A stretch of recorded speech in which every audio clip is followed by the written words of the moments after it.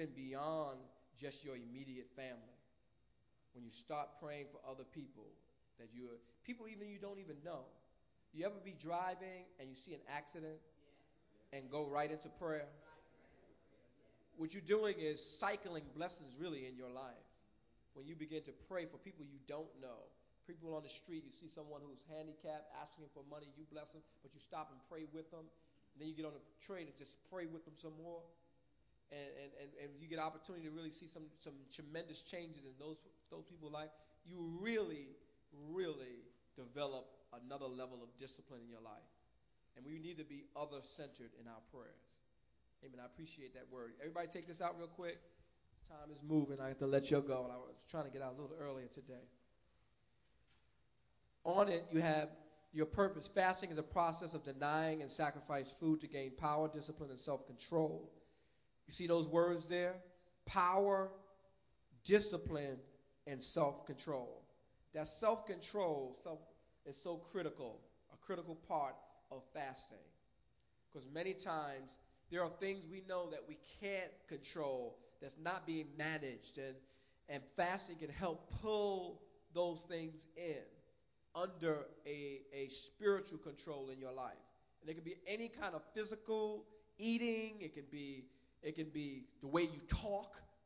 You ever say, I want to tame my tongue? How many people want that tame my tongue, Lord?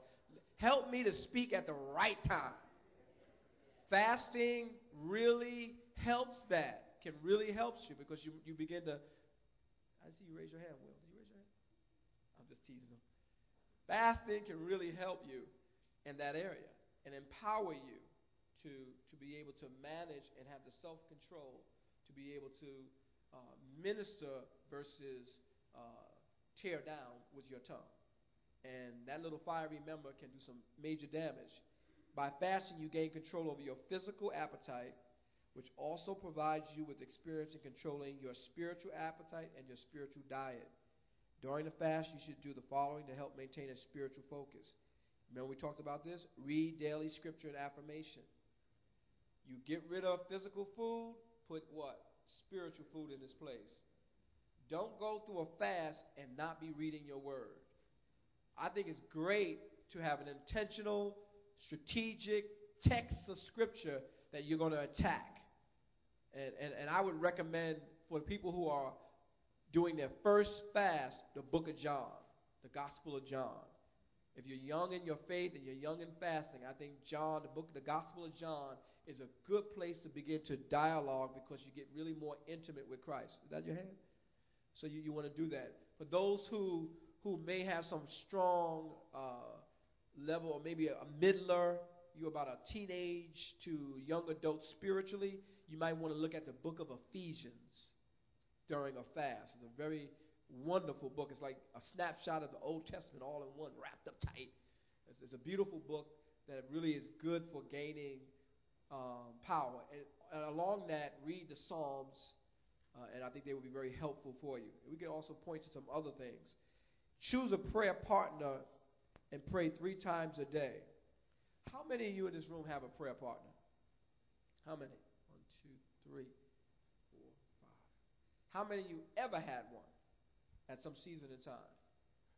Because we may need to be praying for a prayer partner or more than one. Like every Monday morning I have, several men that pray with me, talk about business and life and ministry, but pray with me and hold me accountable. All of us need somebody to pray with, but try to make sure you have someone who is maybe either a little more mature than you or at least equal, unless you're going to be the leader in that prayer moment. You're going to be guiding and doing more of the discipling. But you want to have a prayer partner. Listen,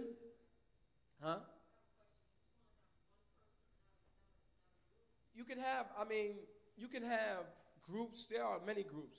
You can do conference call groups, and we may do some of that even in here. I think next week we're scheduled to break out into partners here in Bible study and do 1 week of partnership prayer every day. We're going to do that with someone that you don't deal with all the time. But eventually, you may move into groups. But I think you also need an intimate one or two that can really, you have more time to talk about what you're going to be praying. You're not rushing through your prayers. You do need that.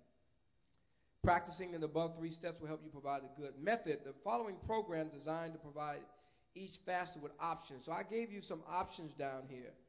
Eat after 6 p.m., no red meat. See option 1. Option 2, eat fruits, vegetables, and liquids. Eat all raw and steamed vegetables. Drink natural unsweetened juices, no heavy sauces. Option 3, juices and spring waters all the way through. These are just 3. You might want to choose these 3.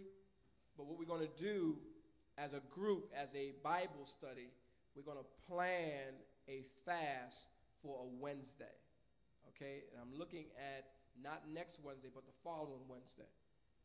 That we start our fast at 6 a.m.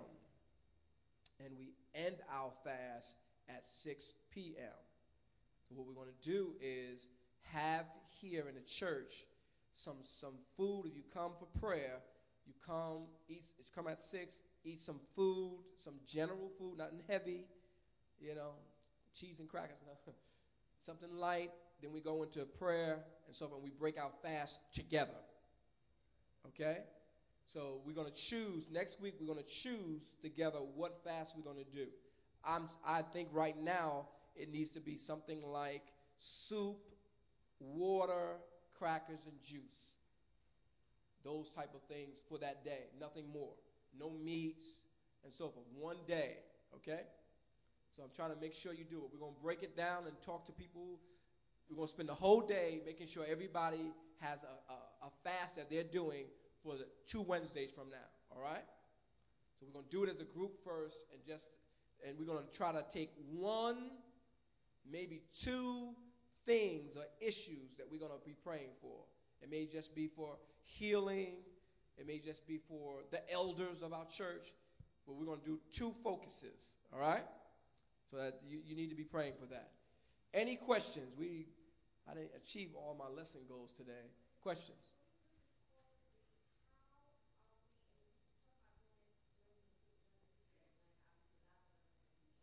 Yes.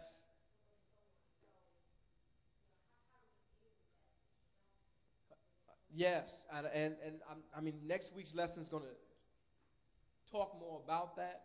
And we got 2 weeks. So I want to next week really plumb into how to go through a day.